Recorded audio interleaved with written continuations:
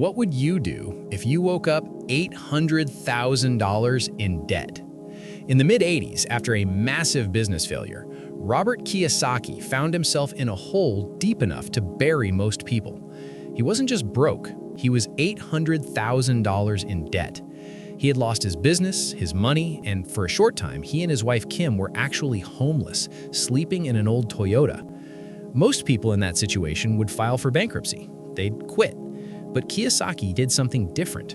He didn't just pay it off. He used that debt to build a fortune. Here is the exact 3-step formula he used to dig himself out. Step 1, the counterintuitive rule. The first thing Robert did is the hardest thing to understand. He calls it pay yourself first. Now, when you owe $800,000, the bill collectors are screaming. Your instinct is to give them every single dollar you earn just to make them stop. Robert says, don't do that. He and Kim made a pact. For every dollar that came in, they took 30% off the top before paying a single bill.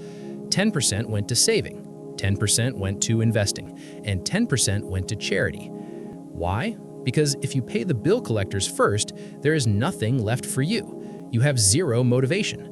By paying himself first, Robert created a shortage. He still had to pay the bills, but now he was short on cash. This pressure forced him to get creative and find new ways to make money, rather than just cutting expenses. He didn't starve his future to pay for his past. Step 2, the $150 strategy. Step 2 is the tactical part. Robert didn't try to attack all his debt at once. He used a laser focus. He listed every single debt he had. He froze the spending on all of them, but then he picked just one credit card to kill.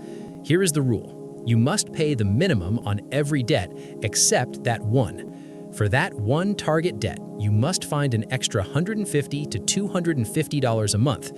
Kiyosaki says if you can't figure out how to generate an extra $150 to $250 a month, you don't have a debt problem, you have an income problem. Once that first card was paid off, he didn't pocket the money. He took the minimum payment from the first card, plus the $150 extra, and rolled the entire amount into the next debt. The payments got bigger and bigger like a snowball. It took them years, but the math eventually won. Step 3, the twist. Good debt versus bad debt. Here's the final twist. Most gurus tell you to cut up your credit cards.